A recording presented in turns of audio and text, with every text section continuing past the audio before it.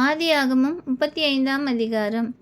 தேவன் யாக்கோபை நோக்கி, நீ எழுந்து பெத்தேலுக்குப் போய் அங்கே குடியிருந்து நீ உன் சகோதரனாகிய ஏசாவின் முகத்திற்கு விலகி ஓடிப்போகிற போது உனக்கு தரிசனமான தேவனுக்கு அங்கே ஒரு பலிபீடத்தை உண்டாக்கு என்றார்.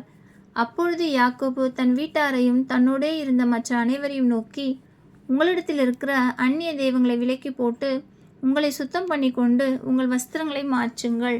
நாம் எழுந்து பெத்தேலுக்கு போவோம் வாருங்கள். எனக்கு ஆபத்து நேரிட்ட நாளில் என் விண்ணப்பத்துக்கு உத்தரவு அருளி செய்து நான் நடந்த வழியிலே என்னோடே கூட இருந்த தேவனுக்கு அங்கே ஒரு பலிபீடத்தை உண்டாக்குவேன் என்றேன்.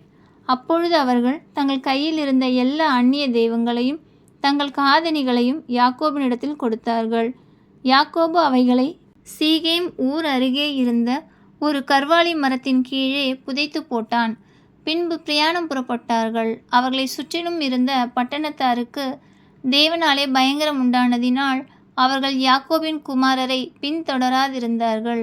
யாக்கோபும் அவனோடே கூட இருந்த எல்லா ஜனங்களும் கானான் தேசத்தில் உள்ள பெத்தேல் என்னும் லூசுக்கு வந்தார்கள். அங்கே அவன் ஒரு பலிபீடத்தை கட்டி தன் சகோதரனுடைய முகத்துக்கு தப்பி ஓடினபோது அங்கே தனக்கு தேவன் தரிசனமானபடியால் அந்த ஸ்தலத்திற்கு ஏல் பெத்தேல் என்று பெயரிட்டான். ரெபெக்காளின் தாதியாகிய தெபொராள் மரித்து பெத்தேலுக்கு சமீபமாயிருந்த ஒரு கர்வாலி மரத்தின் கீழ் அடக்கம் பண்ணப்பட்டாள். அதற்கு அல்லோன் பாகூத் என்னும் பேர் உண்டாயிற்று. யாக்கோபு பதான் அராமிலிருந்து வந்த பின்பு தேவன் அவனுக்கு மறுபடியும் தரிசனமாகி அவனை ஆசீர்வதித்து, இப்பொழுது உன் பேர் யாக்கோபு, இனி உன் பேர் யாக்கோபு எண்ணப்படாமல் இஸ்ரவேல் என்று உனக்கு பேர் வழங்கும் என்று சொல்லி அவனுக்கு இஸ்ரவேல் என்று பெயரிட்டார். பின்னும் தேவன் அவனை நோக்கி, நான் சர்வ வல்லமையுள்ள தேவன், நீ பலுகி பெருகுவாயாக. ஒரு ஜாதியும் பற்பல ஜாதிகளின் கூட்டங்களும் உன்னிலிருந்து உண்டாகும். ராஜாக்களும் உன் சந்ததியில் பிறப்பார்கள்.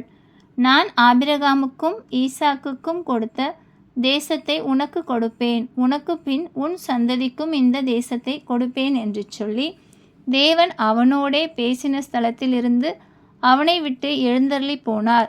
அப்பொழுது யாக்கோபு தன்னோடே அவர் பேசின ஸ்தலத்திலே ஒரு கற்றூனை நிறுத்தி அதின் மேல் பானபலியை ஊற்றி எண்ணெயையும் வார்த்தான்.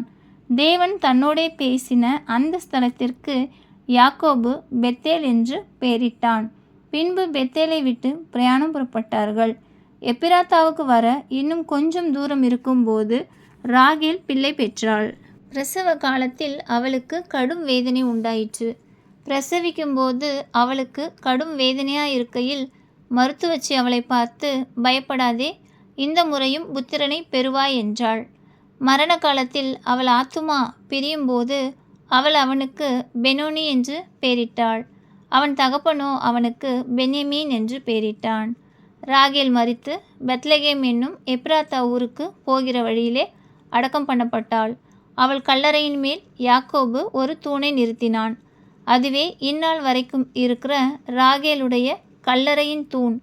இஸ்ரவேல் பிரயாணம் பண்ணி ஏதேர் என்கிற கோபுரத்திற்கு அப்புறத்தில் கூடாரம் போட்டான். இஸ்ரவேல் அந்த தேசத்தில் தங்கி குடியிருக்கும் போது ரூபன் போய் தன் தகப்பனுடைய மறுமனையாட்டியாகிய பில்காலோடே சயனித்தான். அதை இஸ்ரவேல் கேள்விப்பட்டான். யாக்கோபின் குமாரர் 12 பேர். யாக்கோபின் மூத்த மகனாகிய ரூபன், சிமியோன், லேவி, யூதா, இசக்கார், செபிலோன் என்பவர்கள் லேயாள் பெற்ற குமாரர். யோசேப்பு, பென்யமீன் என்பவர்கள் ராகேல் பெற்ற குமாரர். தான், நப்தலி என்பவர்கள் ராகேலுடைய பணிவிடைக்காரியாகிய பில்கால் பெற்ற குமாரர். காத், ஆசேர் என்பவர்கள் லேயாளின் பணிவிடைக்காரியாகிய சில்பால் பெற்ற குமாரர். இவர்களே யாக்கோபுக்கு பதான் அராமிலே பிறந்த குமாரர். பின்பு யாக்கோபு அர்பாவின் ஊராகிய மம்ரேக்கு தன் தகப்பனாகிய ஈசாக்கினிடத்தில் வந்தான். அது ஆபிரகாமும் ஈசாக்கும் தங்கியிருந்த எப்ரோன் என்னும் ஊர். ஈசாக்கு விருத்தாப்பியமும் பூரண ஆயுசுள்ளவனும் ஆகி 180 வருஷம் ஜீவித்திருந்து பிராணன் போய் மரித்து தன் ஜனத்தாரோடே சேர்க்கப்பட்டான். அவன் குமாரராகிய ஏசாவும் யாக்கோபும் அவனை அடக்கம் பண்ணினார்கள். ஆமென்.